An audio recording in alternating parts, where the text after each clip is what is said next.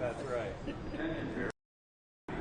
We have no direct service to Various line at this hour.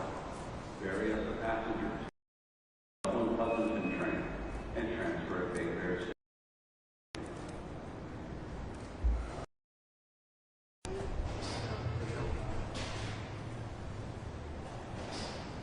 Good afternoon, thank you for coming. First, I'll provide an update on the service that we expect to have tonight, and then I'll provide a summary of the events of today, and then I'd be happy to take your questions. But first, let me say that we apologize for the poor level of service we had this morning. Although it was an equipment problem, we understand that it inconvenienced many thousands of people in the Bay Area and did not live up to the standards to which we hold ourselves. Also, I want to praise the passengers who were aboard that train that was stranded in the Transbay Tube. They followed instructions and did exactly as we would hope they would do in such a situation. Now to the service for tonight. We would expect that we will continue the same level of service that we have right now, which is single tracking with two lines, the yellow and blue lines, throughout the evening and afternoon commutes. And we would suggest to people, in a spirit of transparency, that they may consider alternate means of transportation to get across the bay this evening. That means ferries or AC Transit buses. We know that we haven't provided good service this morning, and we are hoping to diagnose the problem and get things resolved for tomorrow. But for tonight, people should respect that we would have single tracking on one of the two tracks.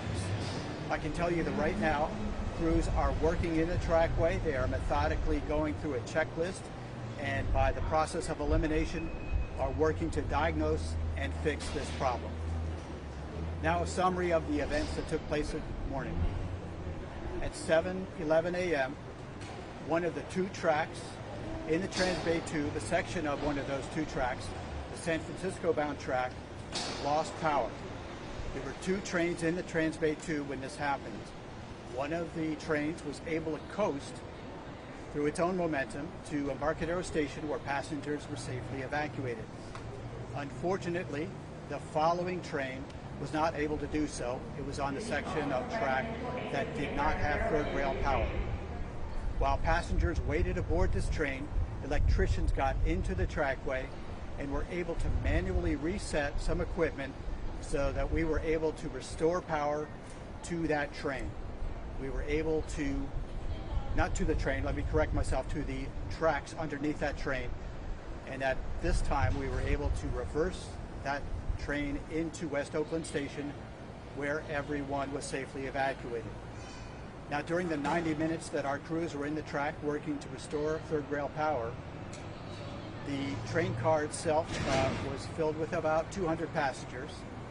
These trains are designed to have 1/3 power provided by a battery on board the train, which is designed to last about 30 minutes. As I said, everybody followed instructions, they remained calm, and the train operator did go from car to car to try to reassure the passengers aboard and to provide whatever level of information the train operator had. As you know, train operators are in constant communication with the Operations Control Center. Let me just wrap up my summary by saying that the problem that occurred this morning is it not believed to be related to the problems we had in the Transbay Tube on Sunday. That was more of a mechanical problem. This was an electrical issue. So now I'll take your questions. Some people say that this is just BART not performing, that it's always having problems, and that because it has problems, if it isn't one thing, it's another. You've heard all of those arguments. Paint the big picture. How well is BART actually doing on service? Our standard of on-time performance is in the 90th percentile. I don't have the most recent on-time performance, but by and large, we get people where they're going on time with minimal delays. But we are a mechanical electrical system, and so we do have problems from time to time. Unfortunately, we've had problems in the Transbay Tube just 2 days this past week, so this is very much an outlier. but I don't want to diminish the fact that it's very inconvenient and uncomfortable for people as well.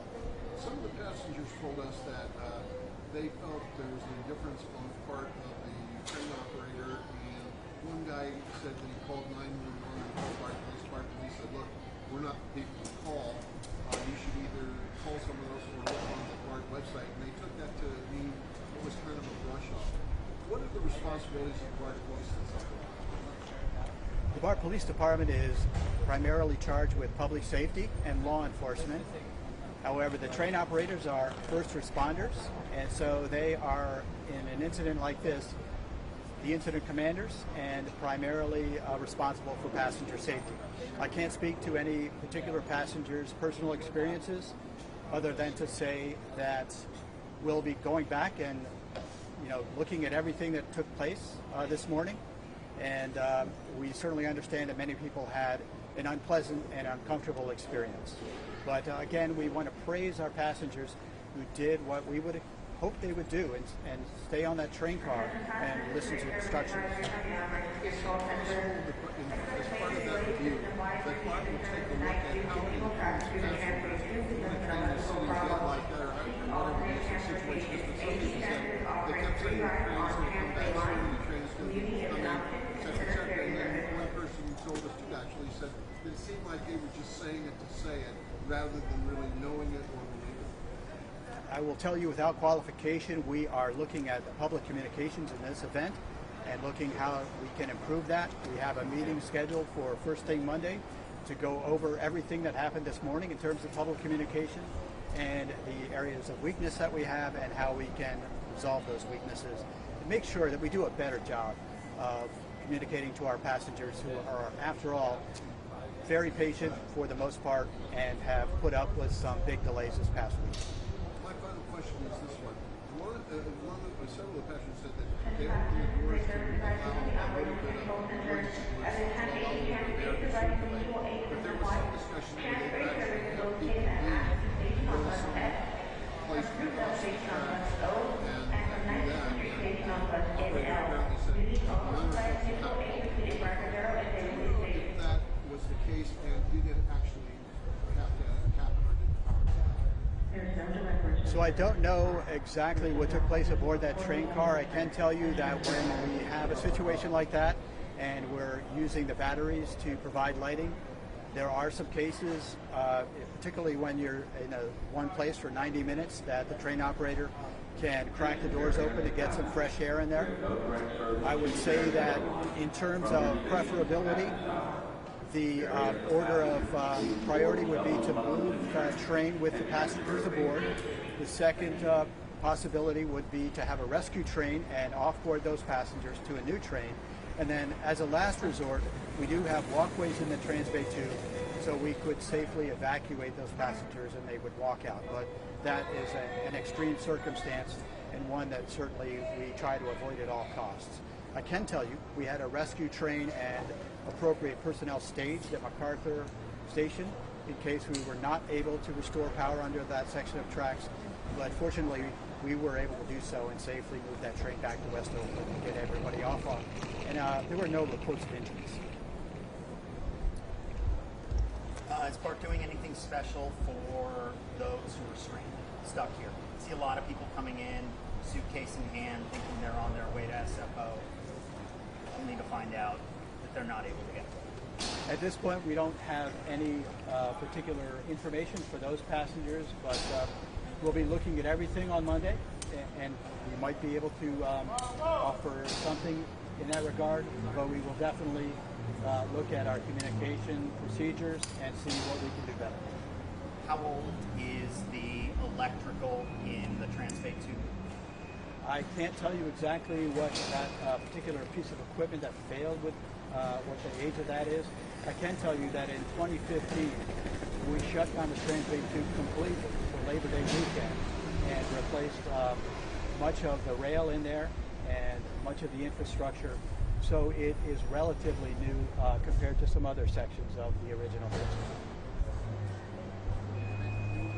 And if you have no further questions, we can break for one-on-one interviews, and we do have a Spanish-speaking spokesperson as well. So thank you.